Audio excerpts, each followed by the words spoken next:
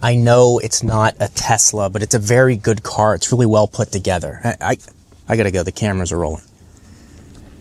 Hey everyone, it's me, Timothy Chalamet. This is a 2026 Lucid Air Touring edition. So this is one step up from the Pure. So you have the Pure, you have the Touring, the Grand Touring, and the Sapphire. What Lucid has done an excellent job of with this thing is packaging and range. The issues that they are having are with software, and I'm going to do a charge test on this thing. I'm going to show you the software issues. I'm going to do a full exterior review, and I'm going to share my opinion on how this is compared to a Tesla Model S, how it is compared to a Rivian, how it is compared to a Mercedes S-Class. Because this, in my opinion, is the most like a Mercedes-Benz or BMW. This has the potential to pull that customer in who's buying a Mercedes-Benz S-Class or a BMW 7 Series.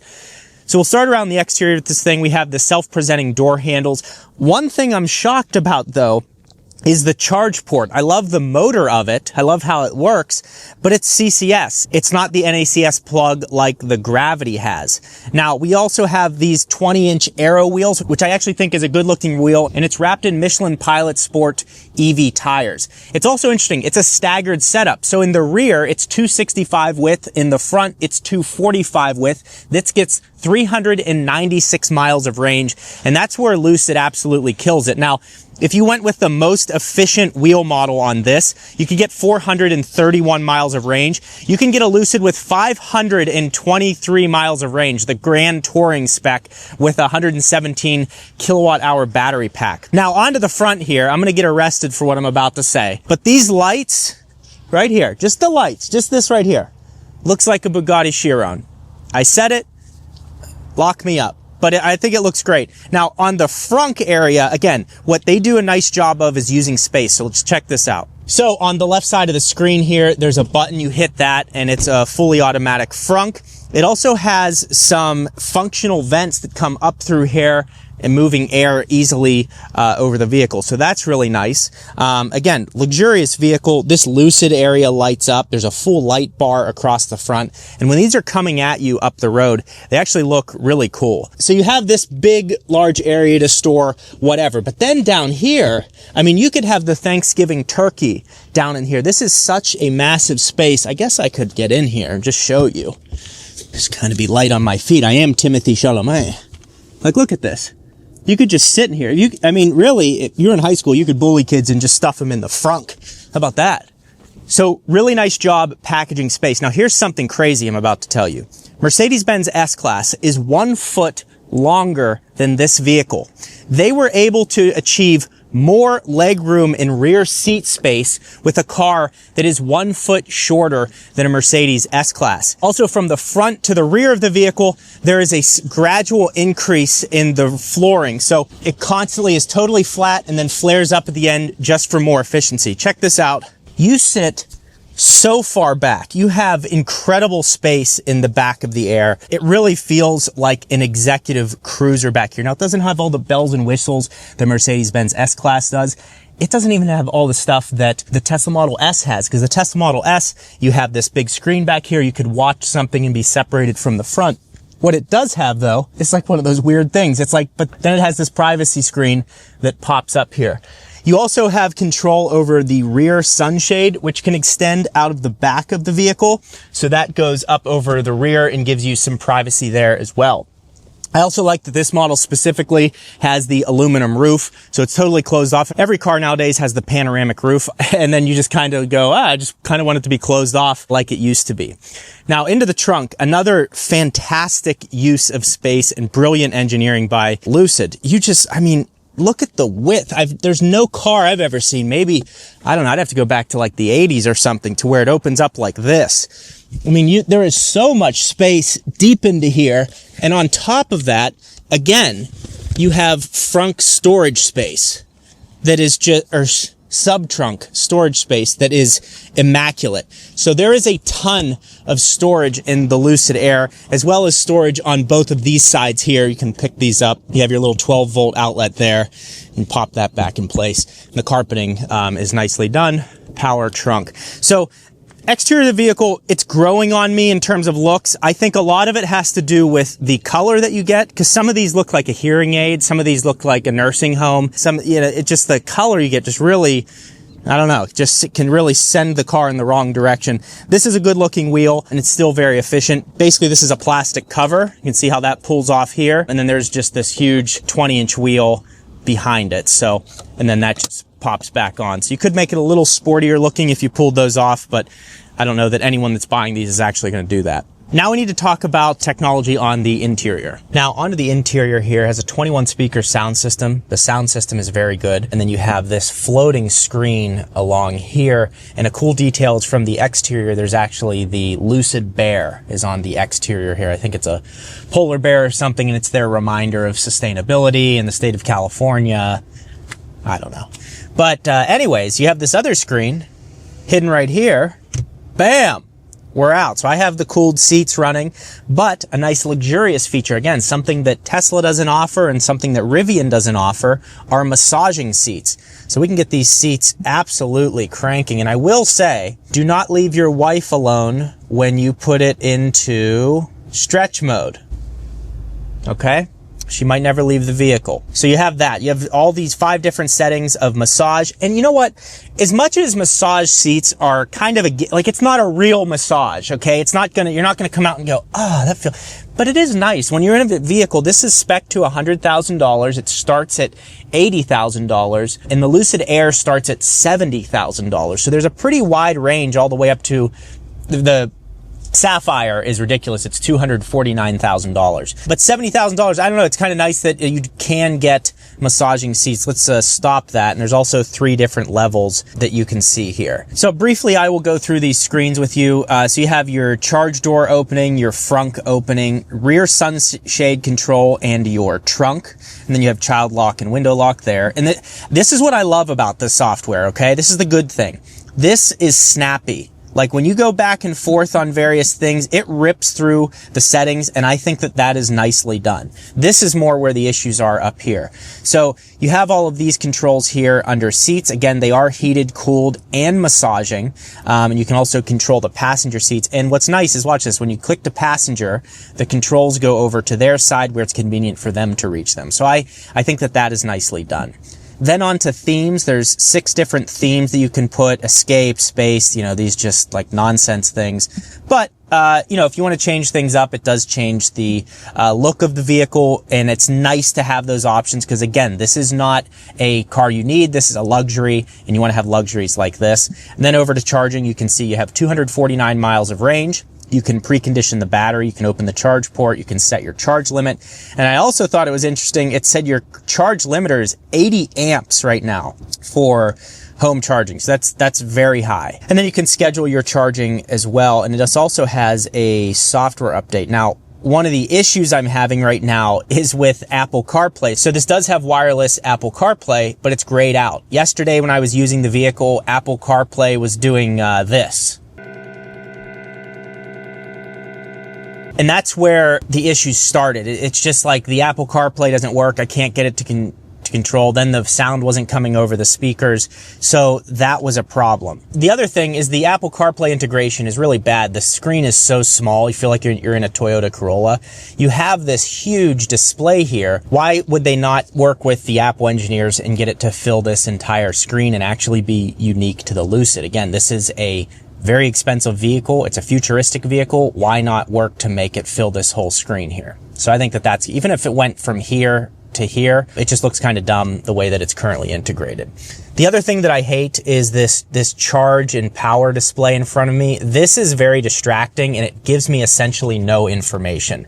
It just goes back and forth, and we'll show that as we're driving. But again, what I like about the vehicle is it does have a bunch of traditional things. Like right here, you have this scroll wheel for your volume. If you want to change your temperature, you can easily do that right at your fingertips. You don't have to mess with this. And this has the most feel of like a Mercedes-Benz or something like that, to where it's familiar yet futuristic. And I think they've done a nice job of that. On the steering wheel here, great steering wheel, excellent materials. It's the perfect amount of thickness. It feels like a rich person's steering wheel. Love this right here. So when the airbag goes off, you have that tattooed in your forehead. And then these right here, I do not like at all. These are very cheap feeling. I wish they would just, like, look how it's just, I don't know. This is for volume, and then this is for like your cruise control features over here. And then you can activate their Dream Drive system, which is their self-driving over here, which we will do in a little bit. So very nice looking display here. I like that it's bespoke to Lucid. It's also cool that this flips up and you have even more storage. You have more storage down here, and more storage inside of here. We got the little polar bear here as well. So yeah, so there's a lot of that. It's also very cavernous, like the way that this is like carved out in here. Like I feel if you dated Shaquille O'Neal's girlfriend after him, it would be like this. It would be cavernous. So yeah, just a really nice, again, use of space. You do not feel cramped in here at all, and the performance is excellent. This has a ton of technology on the interior of the Lucid Air, and one thing that's important as technology grows is your online security, and that's why today's video sponsor is Delete Me. Delete Me is a hands-free subscription service that will remove your personal information that's being sold online. Since I started using Delete Me 2 years ago, they have scanned thousands of listings with my information, like phone number and address, and removed it from 28 sites, saving me a ton of time and keeping my information private. Delete Me starts by having you fill out a profile of your name, common spellings, your phone number, address, or previous addresses you've lived at to find your information that data brokers are selling. These data brokers organize your data and then license it to sell to other data brokers or organizations who can profit from your data. Delete Me will generate your first report, and it can take a few days all the way up to a month to get your information removed from the internet. The best part is they keep removing your information every 3 months when it pops up on websites. Plus, as more data brokers' sites pop up, Delete Me will add them to their list and make sure your information is removed. I just received my 8th report showing where my information has been removed from and where they are working on getting it removed. So Delete Me is offering Gjeebs viewers 20% off Delete Me US consumer plans when you go to joindeleteme.com/Gjeebs20 and use promo code Gjeebs20 at checkout, and there's also a link for international plans. Delete Me, thank you for sponsoring this video. Now you're an executive, right? You don't have time to close your doors, but Lucid has your back. God dang it. I closed the door too hard. They have soft closed doors. So if you just had a long day at work and the lady at the front desk called out again, here's how you close your door. It just seals up for you. Look at this. Just a nice feature. Whereas Rivian and Tesla do not have that. Mercedes has that, right? BMW has that. Lucid has that. So I think that that's nicely done. And to be honest with you, I hated the style. I'm not a huge fan of the styling of this. The back of it just almost looks like a Buick. But the same thing happened to me with Tesla years ago. I took a test drive on a Model 3, and I always thought they were like stupid and boring and whatever. But what helps you appreciate an electric vehicle is actually driving it, because all of this is done for aerodynamic efficiency, which isn't generally the most beautiful. You know, it's like in college, you have a couple options, you know? You go for the most beautiful girl and you don't worry about anything else, right? Or you go for the, the other option, but she's rich, okay? So you don't ever have to work or anything. My one friend married this girl, and I'm just gonna leave it at that, but he's not working right now, okay? And all he has to do is cook. So let's hop in this thing and take it for a ride. Yeah, I don't know, I'm repeating myself. I think we already said we're gonna hop in this thing, but the look, the Sapphire, awesome looking because of the wheels. And I think the wheels have a big thing to do with it in the color, but when you drive it, you become to appreciate it. All right, let's get in. Now, here's some stuff that I don't like here. It's fine, but if you want to adjust the steering wheel, and Tesla's like this and Rivian's like this, I just wish there was a switch under here. You click this button right here, and then you have to press this to adjust it. Where truly, like, manual adjustment is just the easiest. I go under here, I crank it a little, and we're in place and we're on our way. And I can do it on the move. This, I will wreck the vehicle trying to adjust it on the road. So just something to note. Again, not the biggest deal. I love playing with this right here, just throwing that back and forth. Timothy Chalamet. It's also funny how it just slams into place. Yeah, so we'll put it into sprint mode, which is a performance mode. You can adjust your regenerative braking. The damping changes, is my understanding. These all have spring suspension, so there's no air suspensions in these. I thought for some reason the Airs had air suspensions, but they do not. Let's see what else we got in this thing. The exterior color is called Fathom Blue Metallic. It's a $600 or $800 option. This also has the drive assist and future capable ADAS hardware, and then, like I said, has the 21 speaker sound system. These are the Aero Light Stealth wheels and Mojave Pure Luxe interior, 20-way power seats with ventilation and massage, and the Stealth Appearance package, which is a $1,700 package and is actually really increases the overall look of the vehicle. And what I love about Lucid is just the fact that, sorry about it, just gash the cameraman. We'll rub him. Yeah, let's take this for a spin. What's that, the 12th time I've said this? He's repeating himself again. He's totally lost his mind. Look at the Lucid. So driving this, they've done an excellent job with the suspension. It feels luxurious. I have zero complaints there. The noise in the cabin is fine. There's a little, we were hearing a little whistle over there, but that could be, you know, I don't know. Not really something to complain about, even though I've already complained about it. Is anyone coming there? I can't see. We made it. I guess not. Sorry, sir. We've been drinking all morning. There's a Model S Plaid there. All right, Sydney Sweeney test. Someone made me laugh really hard the other day. I saw a comment that says, your suspension analysis is unassailable. And I did have to look the word up, but once I looked it up, man, was I laughing. And I agree, it is unassailable. It's just fun. It's so good to drive this vehicle. I would take this driving experience over a Mercedes S-Class any day. Not that a Mercedes S-Class is underpowered or isn't luxurious to drive, but it's not as sporty and responsive as this unless you go with an AMG model. And then you're spending so much money just to get that, and it's way more expensive to maintain. I'm not going to sit here and tell you that you're not going to take it in for service, because these things, 3.4 seconds to 60, by the way. This thing rips. Because these are glitchy. There's just some software issues like, why is my Apple CarPlay not connecting, things like that. But if you don't have that experience, if your car's fine, you're gonna just, I love this thing. Like, I truly do. I started to look up the price of them. It just doesn't make sense for me having kids and getting down into a vehicle, but the space in the back of this, how it drives, and the range, which is, you know, what everyone complains about. Now, charging is a different thing. We haven't tested charging yet, but I mean, this thing's just a missile. The way it cuts through the air, it's really nice to be in. So I can't say, I don't have much negative to say about the Lucid. I used to be like, the look of it is not exciting. And I think that's what kind of hurts their sales. One, is they're expensive, but two, they don't look like something a younger person with money would want to buy.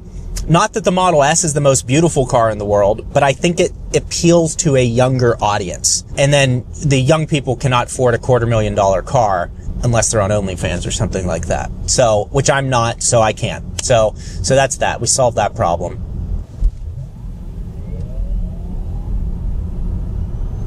Yeah. It's quick. It's very quick. It's quick. It's quiet. It's efficient. There's not much to say. It's got a Sydney Sweeney approved suspension. So now what we need to do is let's take it to a charger and see what type of performance we get there. So for charging, there's a few things you need to know. The max charging speed on the, by the way, if my voice is vibrating, it's because the seat is massaging me. So no extra activities are going on, but smart preconditioning. So the max charging speed in this is 300 kilowatts. Smart preconditioning is on. That's activated when you're using the native navigation. So it preconditions when you get close to a charger if it needs to. So I currently have it preconditioning, 38 miles of range, and let's see here, settings. So I have 38 miles of range. If we go to percentage, it's about 10%, and that lines up with having 396 miles of range on this thing. So we're gonna go to an Electrify America 350 kilowatt charger and see how this thing does. So already I've been sitting here for 10 minutes. Not a single one of these cars has moved. There's actually a guy in front of me now. And yeah, this is the one thing. I mean, most of your charging is going to be done at home. And ultimately, if I were on a road trip, I would just go to a Tesla charger, but there's a Tesla chargers way over there there's spaces. Then you have Electrify America, where everyone just charges their car to 3,000%. So that's an issue. All right. Ooh, almost hit it. All right, there we go. Plugged it in. Took a few seconds, and it's starting. There we go. Okay, there we go. We're charging up 59 kilowatts. It's kind of a cool graphic there. You can see the front end of the car is burning.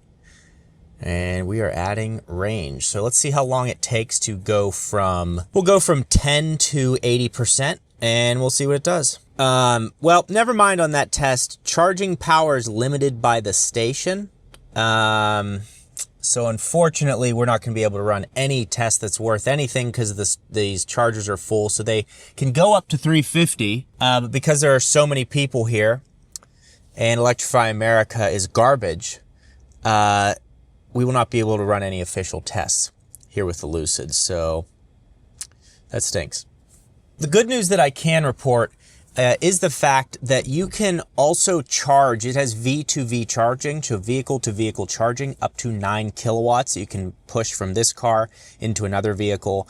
So that's really nice. It also has the highest onboard charges, a 19.2 kilowatt onboard chargers. You can charge up to 80 amps on this thing at home, which is higher than any other car that I've ever tested. So I think that is a unique feature. And the fact that you can just charge other cars with it, whereas that's pretty expensive to add that to another vehicle. So the good news is it's very easy to charge. I plugged it in. It started to charge after a few seconds. The problem is this charge, I mean, Electrify America is just an abomination.